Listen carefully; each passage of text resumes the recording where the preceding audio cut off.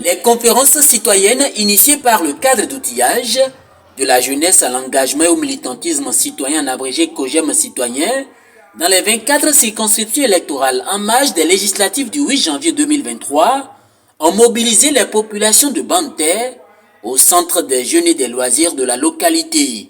Faisant du comportement du citoyen en période électorale sa lettre motive, le COJEM citoyen à travers cette initiative entend œuvrer à la sensibilisation des populations sur les comportements qui doivent être les siens en période électorale.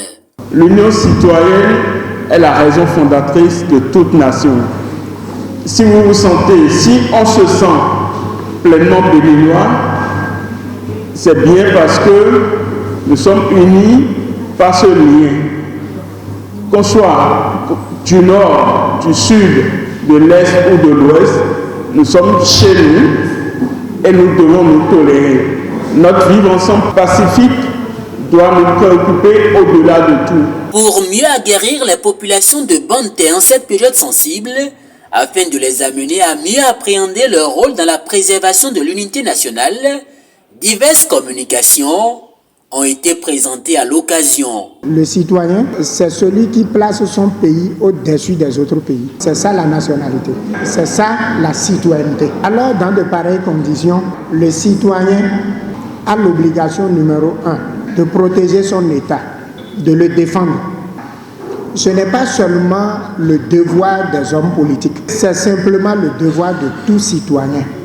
Le citoyen prend toujours des initiatives pour le bien de l'État et de la communauté. Un bon citoyen n'injurie pas les autorités. Un bon citoyen n'introduit pas la violence dans son pays. Les élections, c'est juste pour un petit moment dans la vie. Il va simplement voter. Après ça, il rentre chez lui. Il suit les informations à la télé et à la radio. Et il respecte le verdict des urnes. Pour le président du Parti du Mouvement Populaire de Libération MPL, invité d'honneur à cette causerie, la thématique de la paix et du militantisme en période électorale, objet de la conférence, reste une question capitale au sein de sa formation politique.